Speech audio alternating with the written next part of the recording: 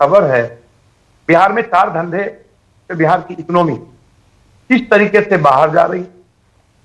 लगभग जो छोटे छोटे गांव घर में बिना काम वाले लड़के थे, चोर थे, चिंता करता था, उन्होंने किस तरीके से शराब डिलीवरी में करोड़ लाखों के पल्सर गाड़ी, छोटी छोटी स्कॉर्पियो, बड़ी गाड़ी तक कैसे पहुंचा।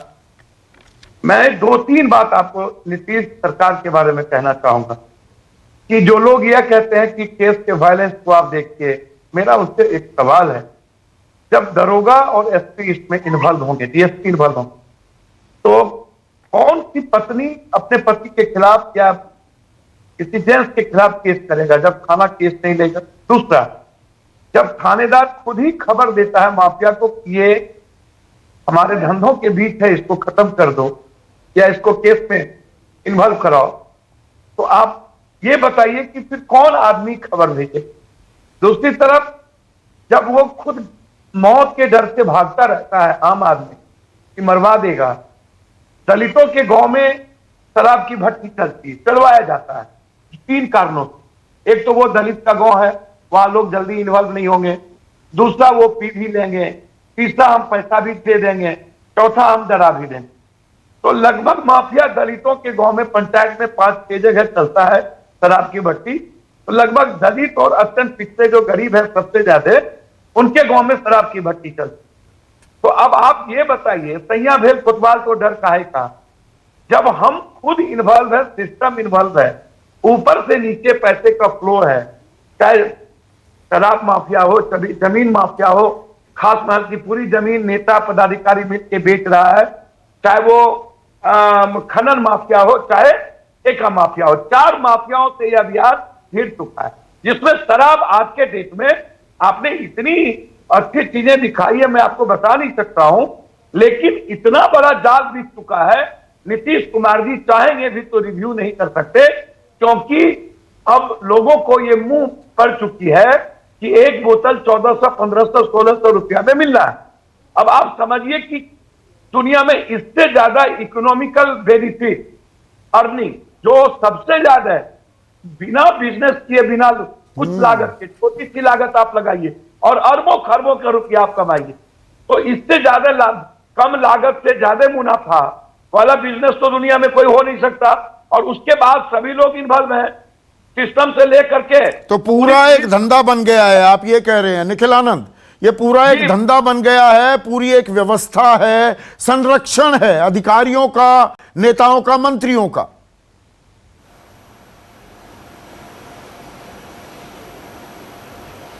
देखिए संदीप जी, पप्पू यादव जी जिस तरीके से एक्सप्रेस कर रहे हैं, पूरे मोडस ऑपरेंडी के बारे में बता रहे हैं, ऐसा लगता है कि जैसे वो इस तरह के पूरे गिरोह का संचालन कर रहे हैं। ऐसा है तो निश्चित तौर पर बातों का खुलासा सरकार के संज्ञान में लाना चाहिए, बातों को, जिन लोगों के नाम का खुलासा कर रहे हैं उसको भी बताना चाहिए। और एक बात बता दूं, बिहार सरकार बिल्कुल ही कंसर्न्ड है।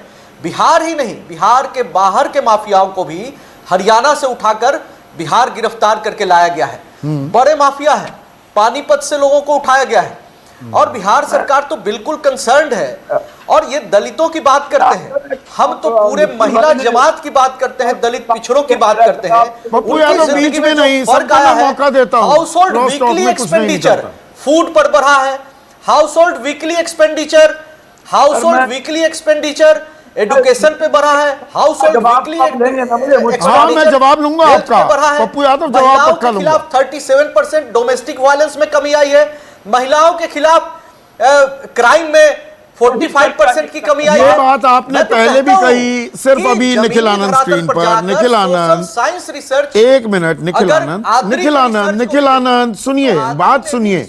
वो आपने बता दिया कि क्राइम में कमी आई है, मैं उन आंकड़ों को कॉन्टेस्ट नहीं कर रहा हूं। सवाल ये है जो पप्पू यादव यहां पर कह रहे हैं, 5000 करोड़ की कमाई होती थी जब सरकार ने शराबबंदी लागू नहीं की थी। आज की तारीख में तो ये धंधा बन गया है, ना हींग लगे ना फटकड़ी, रंगाई चोखा 300-400 की बोतल 1400 रुपए में बिक रही है। दुनिया भर के लोग कमाई कर रहे हैं। ये अवैध कारोबार पप्पू यादव तो कह रहे हैं 13,000 करोड़ का है, मेरे रिपोर्टर्स, मेरे सहयोगी मुझे बता रहे हैं ये अब इतना बड़ा धंधा हो गया है ये अवैध शराब का बिहार में, ये 50,000 करोड़ का धंधा हो गया है।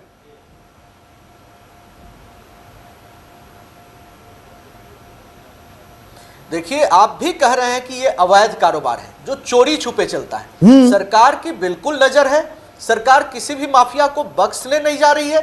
हमने कार्रवाई की है, जो बड़ी संख्या में लोग पकड़े गए हैं, कारोबारी पकड़े गए हैं, शराब माफिया पकड़े गए हैं, जो क्रिमिनल्स पकड़े गए हैं, और लीकर प्रोहिबिशन का जो इफेक्ट सोशल चेंज आया है, जो सोशल वेलफेयर स्टेट के कॉन्सेप्ट को हमने लागू करने की कोशिश की है, पूरे गांधीज्म के फिलॉसफी को हमने इंप्लीमेंट किया है। नीतीश कुमार जी का एक जो सोशल वेलफेयर कॉन्सेप्ट है वो इंप्लीमेंट, वो जमीनी धरातल पर जरूर दिखता है।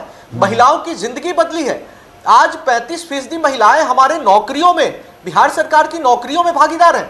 हम तो एक बेहतर और सुंदर बिहार बनाना चाहते हैं। तो बेहतर सुंदर बिहार में शराब की भी तो बहार है। इस बेहतर सुंदर बिहार में है तो इसको हम शराब की बहार है, इसको इफेक्टिवली इंप्लीमेंट करेंगे। ठीक है। पप्पू यादव यहाँ पर निखिल आनंद कह रहे हैं एक अब कारोबारी को भी पकड़ा गया है, हरियाणा के अजीत सिंह खलीला को पकड़ा गया, गुनाह भी कबूला कि 15,000 लीटर शराब वो बिहार में बेचता था, तो सरकार कार्रवाई भी कर रही है। एक सेकंड निखिल आनंद, अब पप्पू यादव।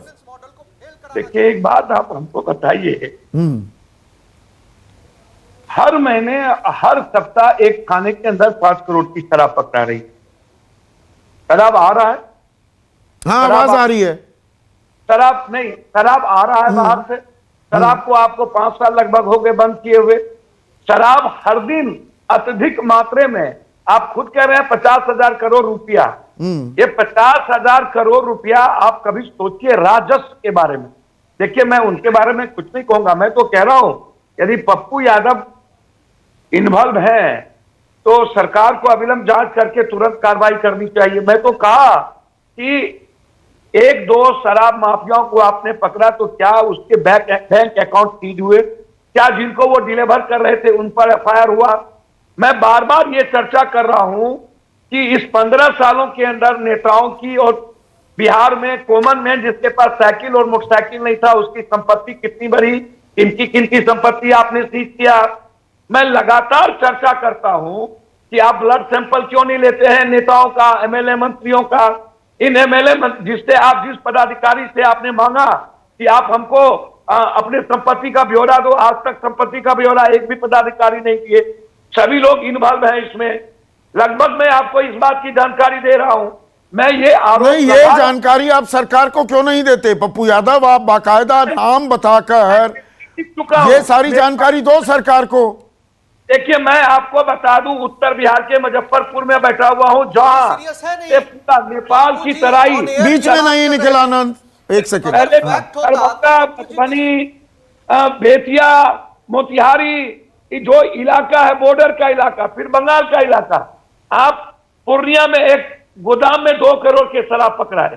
किन नेताओं के रिश्तेदार का वो गोदाम था, उस पर कार्रवाई नहीं हुई, दरबान को जेल भेज दिया गया। नहीं तो सरकार को बोलते क्यों नहीं? नाम क्यों नहीं लेते आप? नाम लेकर सरकार को जानकारी दो, या आप भी राजनीति ही कर रहे हैं? भैया मैंने एक लोगों का नाम दिया है, कौन कौन किस शहर में। मुजफ्फरपुर में मैंने कहा कि अभी जेल में बंद है बउआ डॉन, उसके घर में 32 एसी लगे हुए हैं, क्यों उनकी संपत्ति सीज नहीं हुई जबकि उनके पास कुछ नहीं था। अभी बगल में पोद्दार जी, एक अभी जो पकड़ा है कमलेश है, मैंने नाम एक लोगों का, आप इसको जानकारी नहीं है? सरकार को दी है आपने जानकारी, यहां नाम लिए, और ये नामों की पूरी जानकारी हम देंगे बिहार सरकार को। आपने लिखित में दिया है? बिल्कुल लिखित में दिया है, कलेक्टर से, एसपी से, गवर्नमेंट से। मैं ये जानकारी डे टू डे दे रहा हूं। आज भी मैं जा रहा हूं सीतामढ़ी। मैं आपको बहुत क्लियर बता दूं, जिस वायलेंस की बात ये कर रहे हैं, पहले तो आप समझिए कि बलात्कार का यहां पर पूरी की पूरी तरीके से इस कदर जाल बिछा हुआ है, मैं आपको बता नहीं सकता हूं कि कितने बलात्कार केसेस में मैं डेली जाता हूं। आप इसको समझिए। और सर, इनकी कोई रिपोर्ट नहीं होती सदर अस्पताल में, और लोग डर से भी बलात्कार के केस में बहुत ज्यादा है, गांव से सदर अस्पताल लोकल नहीं जाते हैं, उनको दबाने का प्रयास करता है। सामाजिक आधार पर, और जो जाते हैं उनको मर्डर दिखा दिया जाता है, बलात्कार केसेस को दाब दिए जाते। बच्ची लगातार मर रही है, उसको बलात्कार केसेस दाब दिए जाते। दूसरी चीज मैं आपको कह रहा हूं कि महिलाओं किसके खिलाफ केस करेगी और कहां करेगी? जब थानेदार मिला हो, डीएसपी मिला हो, जब एसपी मिला हुआ हो, केस करने का कोई रास्ता नहीं है। तो आप ये कह रहे हैं कि पूरी व्यवस्था एक सिस्टम बन गया है, लेकिन राजेश